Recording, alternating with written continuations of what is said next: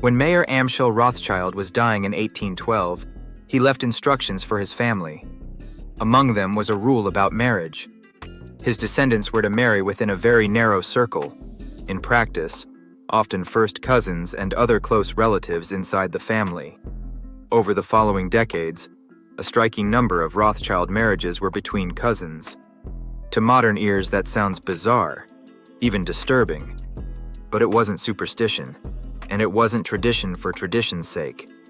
It was financial architecture. Because here's what most people never consider about wealth. You can build a fortune with brilliance. You can protect it with discipline.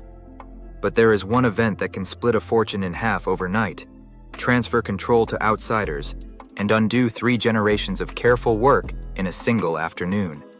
A marriage. Old money understood this centuries before anyone else, and they built an entire system around it. In the next 8 minutes, I'll break down the marriage strategy that dynasties used to protect wealth across generations. The logic behind it, what it cost the people inside it, and what remains of it today. Start with the mental model, because it's completely different from how most people think about marriage today. For most of history, among the wealthy and powerful, marriage was not primarily a romantic decision. It was closer to a corporate merger, a formal joining of 2 balance sheets, 2 networks, and 2 family names. Think about what actually transferred in an elite marriage. Capital, in the form of a dowry, land and property, business relationships and access to markets, political alliances, and crucially, the reputation and standing of an entire family line. That's why these decisions weren't left to the individuals involved. They were made by the family, often by the patriarch, often years in advance, and often between people who barely knew each other. Look at the Medici. Their marriages were instruments of statecraft, tying the family into the ruling houses of Europe. Medici daughters became queens of France. Those weren't love matches. They were alliances that converted banking wealth into political permanence. Across European aristocracy, the same logic ran for centuries. Marriage merged estates, settled debts between families, secured borders, and consolidated titles. The romantic model of marriage, choosing a partner primarily because of personal feeling, is historically recent, and, for the elite, was often a luxury they simply didn't permit themselves. To old money, marriage was the single largest financial transaction most family members would ever be part of. And you don't let a 20-year-old make that decision on emotion. But merging 2 fortunes is only half the strategy. The other half is far colder, because the greatest threat to a dynasty was never a bad marriage. It was a good marriage to the wrong person. And the way they solved that problem is the part that still shapes elite families today. Here's the mechanic that drove everything.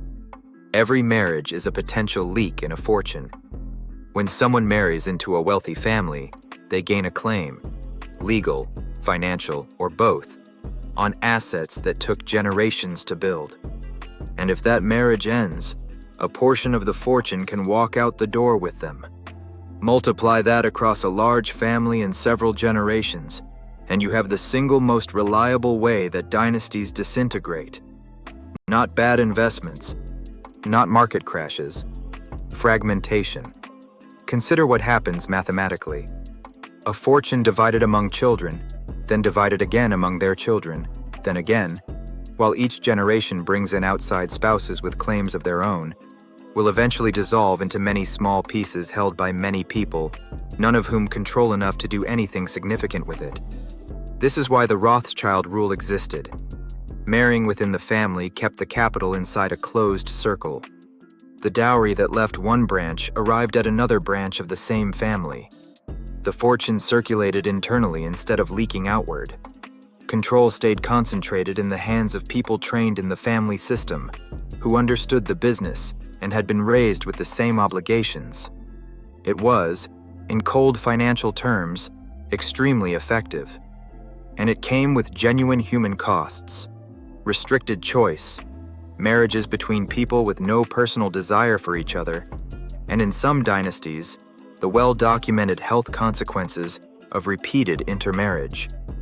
European royal families are the clearest cautionary example of how far that logic could be pushed.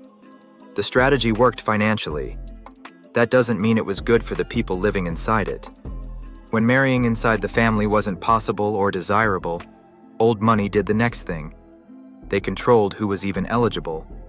This is where the closed world of elite society did its real work. The boarding schools, the universities, the private clubs, the social seasons, and debutante circuits. These weren't only about education or entertainment. They were filtering systems. They ensured that young people from wealthy families spent their formative years surrounded almost exclusively by other young people from wealthy families. If you control the pool, you don't have to control the choice. By the time a young heir chose a partner, the selection had already been narrowed to a set of people the family found acceptable. And the vetting went beyond money. Old money families looked at lineage and reputation, how long the other family had held its position, how it had behaved across generations, whether it had a history of scandal or financial recklessness. A newly rich family with an enormous fortune could still be considered unsuitable because the wealth was untested. Nobody knew yet whether it would survive. This is the source of a distinction that seems snobbish from the outside, but is, underneath, entirely practical. Old money often preferred old money, not out of pure snobbery, but because a family that had held wealth for a century had demonstrated something a newly rich family hadn't, that it knew how to keep it.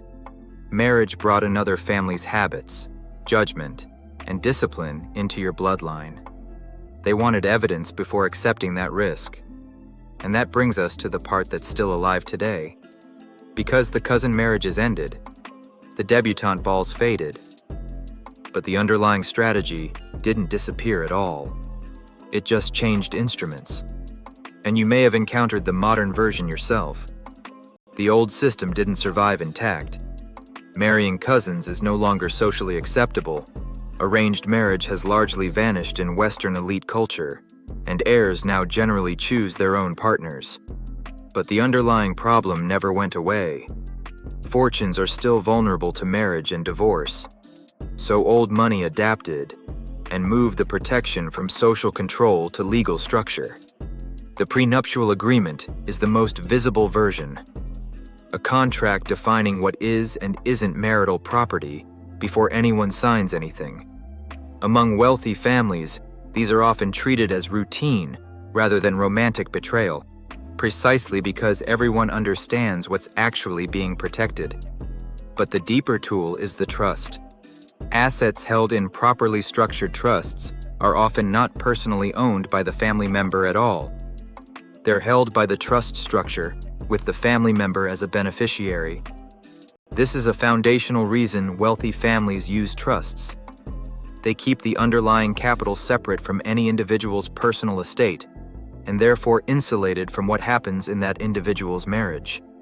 Add family offices, shareholder agreements restricting who can own or sell family business shares, and formal family governance documents, and you get the modern equivalent of the old marriage rules, achieving the same goal through legal architecture instead of social control. The message is identical across 500 years. The individual may marry whoever they wish. The fortune does not marry anyone. So what should you actually take from this? Not that you should marry strategically or treat your relationship as a transaction. That's not the lesson. And honestly, the human cost of the historical system was real. Generations of people who had very little say in one of the most personal decisions of their lives. The lesson is the underlying principle, which applies at any level of wealth.